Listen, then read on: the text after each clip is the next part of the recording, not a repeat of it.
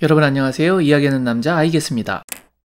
4연승을 질주하던 토트넘이 챔피언스 리그를 위한 4위 경쟁이 치열한 상황에서 브라이튼에게 덜미를 잡히고 말았습니다. 다행스럽게도 경쟁팀 아스날 역시 패배를 했지만 한편 다른 경쟁팀인 맨유는 승리를 거두며 여전히 어느 클럽이 유럽 최고 무대에 진출하게 될지 알 수 없는 상황입니다. 그리고 그런 위기 속에서 토트넘이 상대해야 하는 팀은 다름 아닌 에릭센이 합류한 브렌트포드죠. 오늘은 토트넘의 이번 시즌 최종 성적표에 영향을 주게 될 이 브렌트포드와 에릭센에 관한 이야기를 해보려고 합니다. 그럼 그 이야기 이제 시작하겠습니다.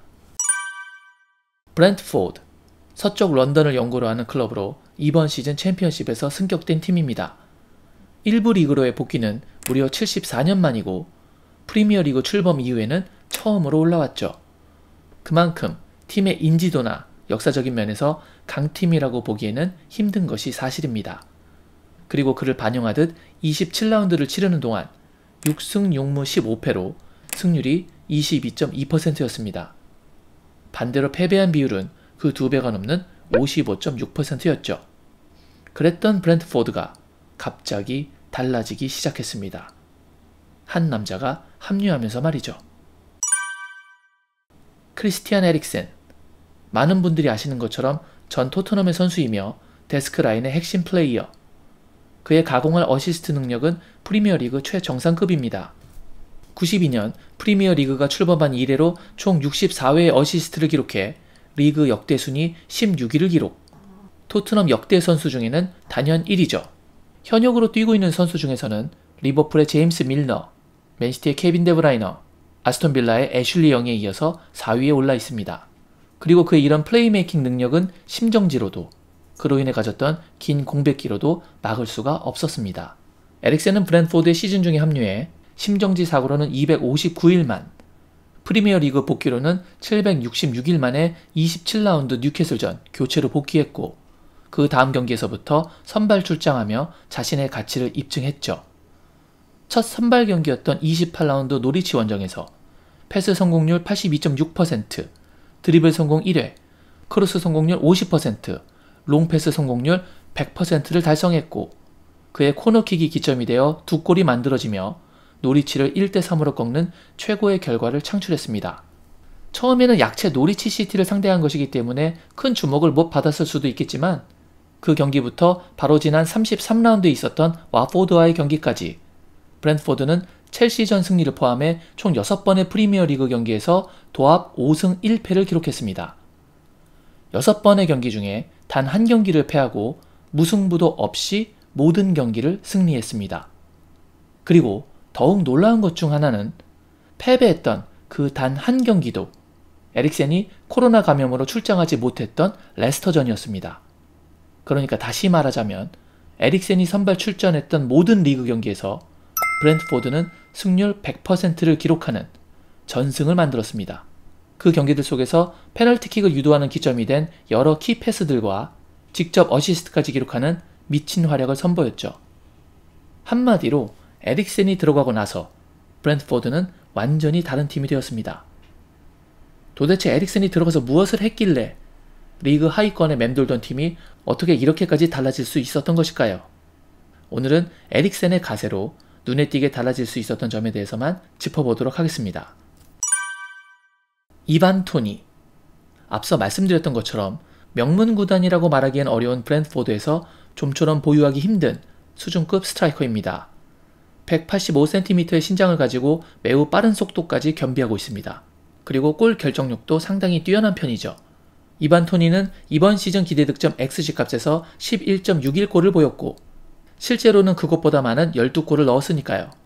현재 리그 득점에서도 해리 케인과 동률로 공동 6위에 올라 있습니다. 그리고 무엇보다 공중볼을 따내는 것에도 일가견을 보이고 있습니다.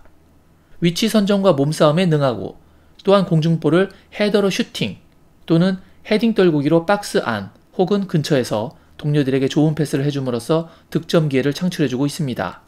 하지만 이전에는 그의 이런 능력이 빛을 발하기가 쉽지 않았습니다. 에릭센이 합류하기 전까지 토마스 프랑크 감독은 주로 중상위권 팀을 상대로 352 전형을 사용했습니다. 그리고 양쪽 윙백을 제외한 중원의 3미드를 네르고르, 야넬트, 오니에카 또는 얀센이 지키고 있었죠. 이 산미들 자원의 선수들이 모두 좋은 선수들이지만 분명 부족한 것들도 있습니다. 산미들의 중심축인 뇌르고르와 야넬트 같은 선수들이 속도에서 약점을 가지고 있다는 것입니다. 뇌르고르 같은 경우에는 스피드에서 약점을 보이기 때문에 수비를 위해서 낮은 지역에 주로 위치하는 편입니다. 야넬트도 전방으로 볼을 빠르게 끌고 올라가는 스타일이기보다는 후방에서 패스로 조율하는 빈도가 높죠.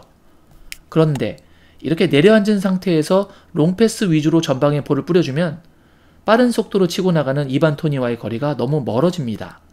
그러니 패스의 정확도가 떨어질 수밖에 없습니다. 그리고 수비도 토니만 막으면 되기 때문에 공격 패턴도 빤해져서 수비하기가 수월해지죠.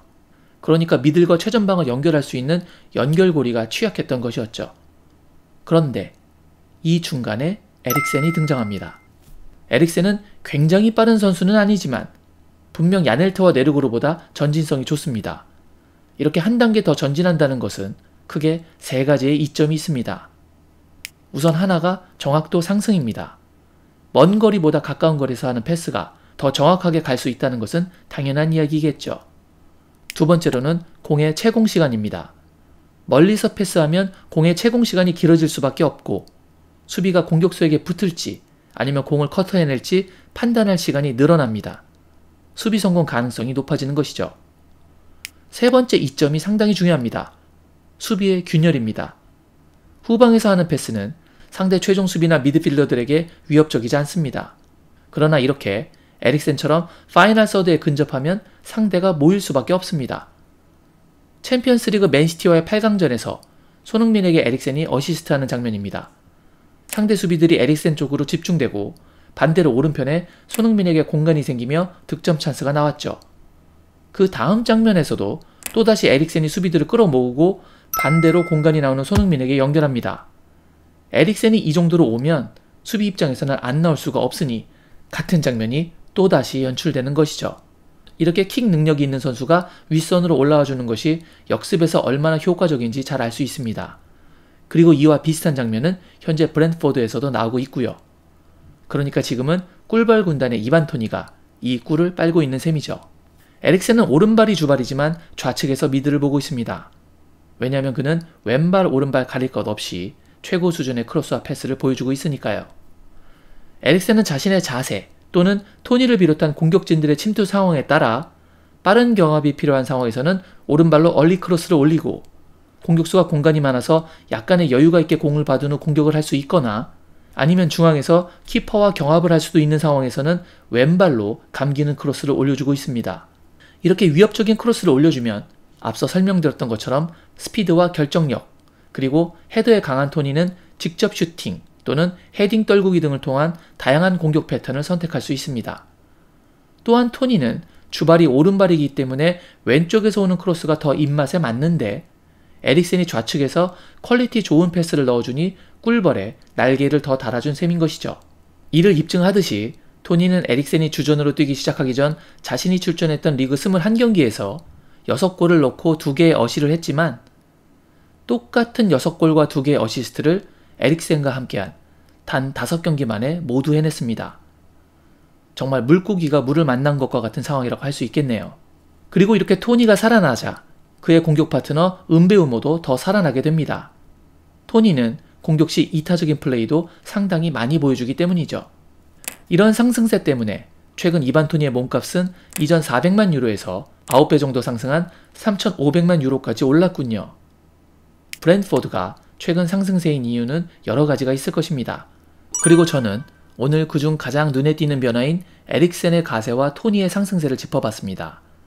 토트넘 수비에서의 초점 중 하나는 에릭센과 토니의 공격 라인을 어떻게 봉쇄하느냐가 될 것으로 전망되는데 우측 수비 시 쿨루셉스키, 에메르송, 로메로, 벤탄쿠르나 호이베르의 압박과 반대편 침투하는 토니를 벤 데이비스나 다이어 그리고 레길론 또는 세세뇽이 얼마나 효율적으로 제압할지가 중요해 보입니다.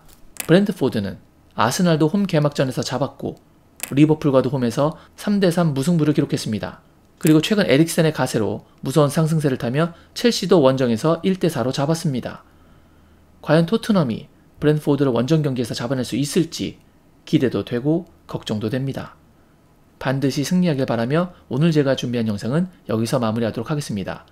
오늘 영상이 도움이 되고 유익하셨다면 구독, 좋아요, 알림 설정 부탁드리겠습니다. 저는 다른 더 좋은 영상으로 여러분께 인사드리겠습니다. 그때까지 늘 건강하세요. 역시 I guess.